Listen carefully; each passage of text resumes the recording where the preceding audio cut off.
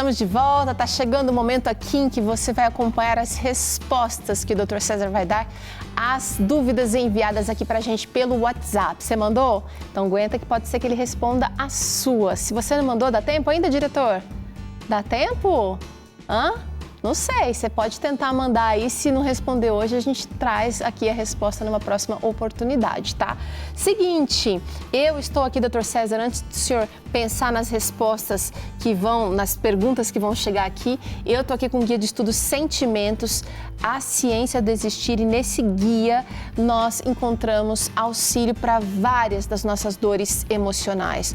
Nós precisamos entender, nós precisamos pensar, raciocinar, nos colocarmos nessa situação e então agirmos. E esse guia de estudos aqui traz traumas, depressão, ansiedade, vai falar aqui de transtornos do humor e de decisões que nós podemos ter diante dessas situações. É um guia para você estudar à luz da ciência e também à luz da Bíblia. O livro das ciências é a Bíblia. Eu tenho certeza. É interessante que tem até um texto bíblico, né, Teru, que fala assim, que o Deus fala, o meu povo perece por falta de conhecimento. Então você tem uma chance de ter conhecimento de artigos científicos, uma linguagem simples, que você pode entender e aí saber como se ajudar e como ajudar outras pessoas nessa questão de sofrimento emocional. E sabe o que é melhor, Dr. César? É que é um material gratuito. Não você não vai pagar nada por isso aqui. Então faz o seguinte, liga pra cá agora. A Silvia tá esperando a sua chamada, né, Silvia? Vamos lá, pega esse telefone e liga pra cá, 12 21 27 31 21. Você não paga nada por isso. Ou então pelo WhatsApp você também consegue digitar aí, olha, quero um guia de estudos, que vai chegar aí pra você. Nosso WhatsApp para pedir, 12 98244 44 49. Doutor César, acabou o nosso tempo aqui do Guia de Estudos, é hora de responder. Põe na tela a primeira interação de hoje. A Maria Luísa está por aqui, ela gostaria de saber se existem pessoas que não produzem o lítio e com isso sofrem de bipolaridade. Obrigada, Malu. Obrigado, Maria, por essa pergunta muito importante. Muita gente já me perguntou isso ao longo da vida, né? A realidade é o seguinte, o lítio é um oligoelemento que a gente chama, né? Um elemento químico que existe pouca necessidade no nosso corpo. A gente precisa de lítio, mas bem pouquinho.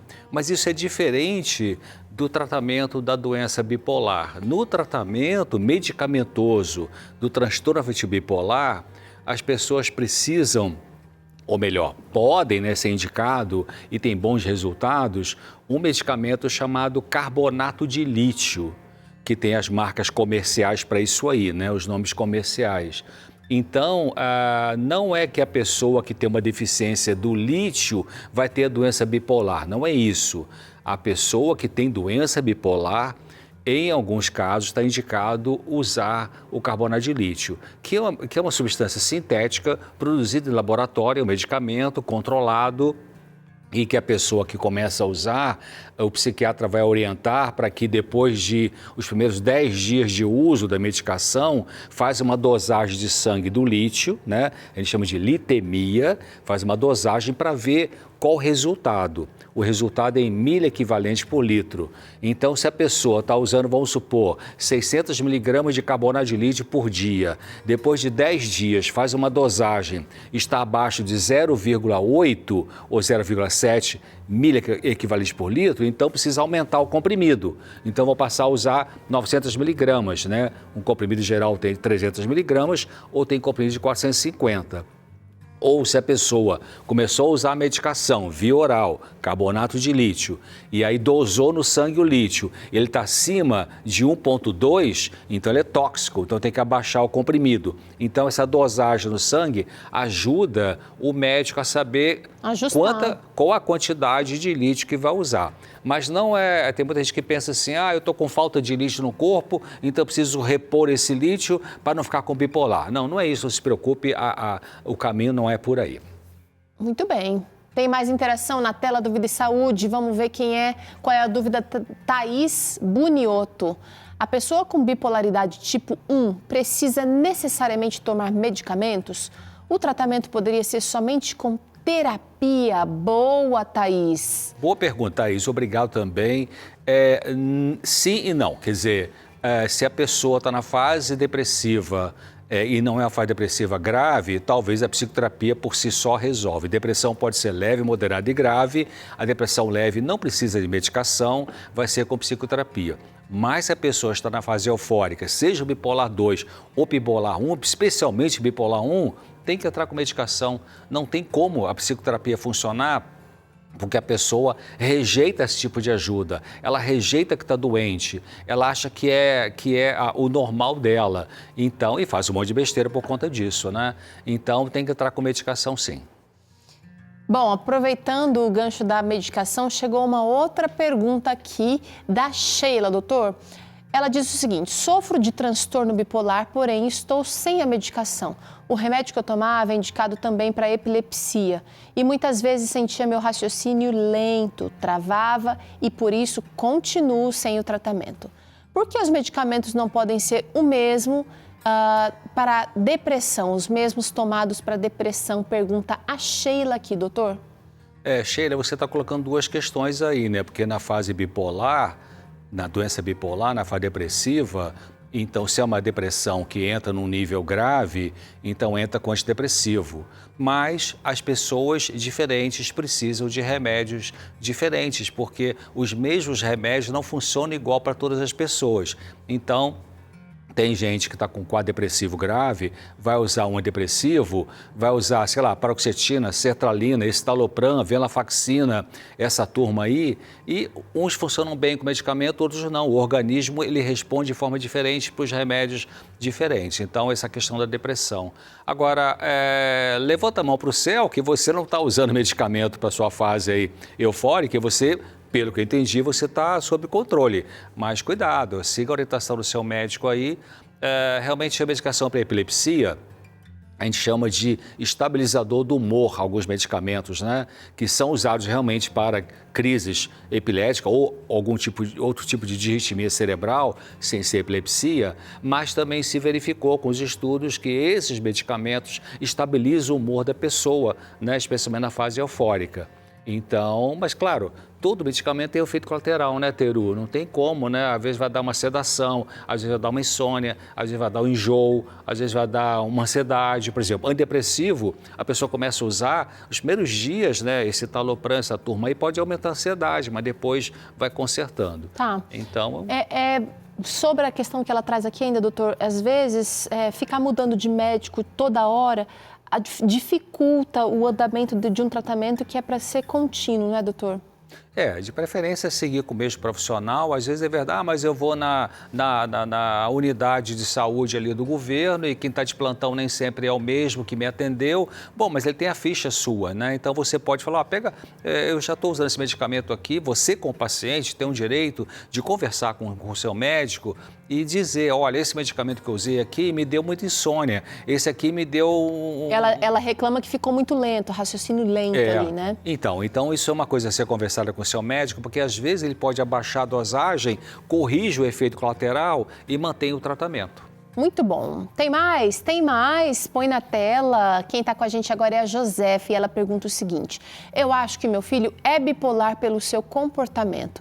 O que eu faço se ele rejeita ajuda e ainda é alcoólatra? Pergunta aqui a Josefa. Obrigada, querida, por sua participação. Josefa, obrigado. Realmente a gente tem que pensar o seguinte, né? A gente chama de comorbidade, né, Teru? Comorbidade é a pessoa que tem uma doença junto com outra. Então, o que veio primeiro, o alcoolismo ou veio a doença bipolar? Ou a doença bipolar levou a pessoa a desenvolver um alcoolismo por conta de sofrimento, o sofrimento dela na depressão, na tristeza. Quando a pessoa vai ficando triste na doença bipolar, ela pode querer usar uma substância para poder sair daquilo, já que o medicamento por si só, às vezes, demora a fazer efeito, né?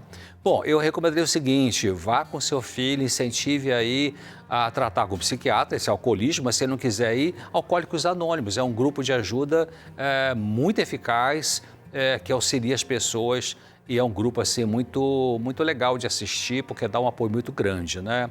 Agora, se ele não quer nada, não quer psiquiatra, não quer ir no CAPS, não quer usar, não quer ir no AA, né? E está tendo comportamento alterado, aí você tem que usar mão firme. Mão firme significa o quê? Meu filho, querido, mamãe te ama muito, mas você precisa usar esse medicamento que o psiquiatra passou. Se você não usar, mamãe vai ter que chamar uma ambulância aqui, porque para te ajudar, né? Eu não consigo te ajudar, então de repente a enfermeira vai te ajudar, tem que ser mão firme. Muito bem, olha só, chegou mais uma interação aqui que eu quero trazer, que é da Graciele. Ela pergunta o seguinte, ela comenta, na verdade, já sofri depressão, toque e síndrome do pânico. Nunca a psiquiatria me diagnosticou com bipolaridade e eu também não me vejo assim. Mas as pessoas ao meu redor dizem que eu sou bipolar, porque eu sou calma e doce, mas me irrito fácil e mudo da água para o vinho. Creio que herdei o jeito explosivo do meu avô. Ou será que devo me preocupar? Pergunta a Graciele aqui. Muito obrigada por mandar essa sua dúvida aqui. Legal, doutor César.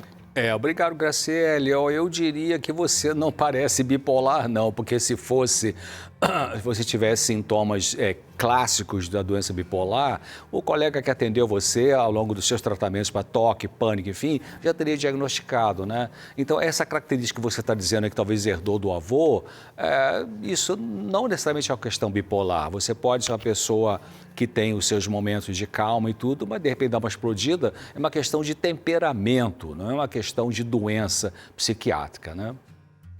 Bom, tá aí a resposta. Agora, ela ainda traz aqui que ela apresenta dois opostos. Por isso que as pessoas normalmente relacionam com a bipolaridade, né, doutor César? Mas a gente pode ter uma personalidade que apresenta... Pode ser muito comum nas empresas, né? Muito comum. Outro dia estava aqui com alguém participando com a gente. Quem foi? Foi a doutora Patrícia. Até falou uma coisa interessante. Alguns cirurgiões, né? Que são meio explosivos, meio temperamentais, estão ali na sala de cirurgia e a enfermeira, ele pede o bisturi, a enfermeira entrega a pinça e ela distrai um pouquinho, o cara explode, eu pedi, foi a pinça e tal, grita e tal. Quer dizer, esse cara é bipolar? Não necessariamente bipolar. É um cara que talvez não sabe ainda lidar com a sua emoção. Sabe lidar bem com a cirurgia, mas não sabe lidar com a emoção.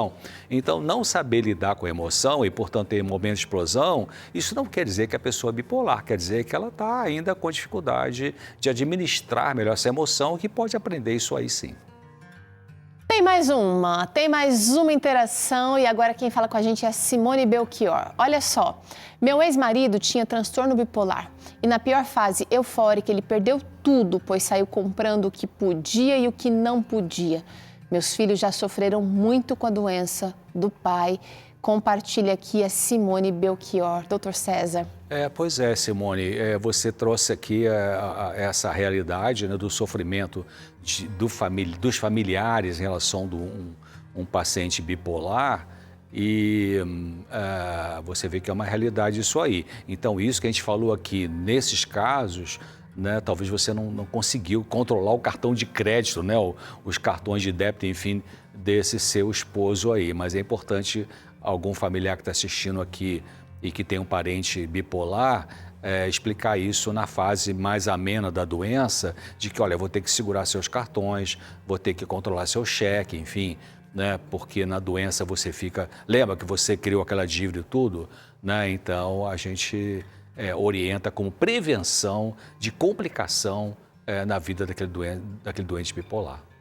Doutor César, o senhor mantém um site muito atualizado, tá na tela aqui para você que quer também dicas de saúde, doutorcesar.com.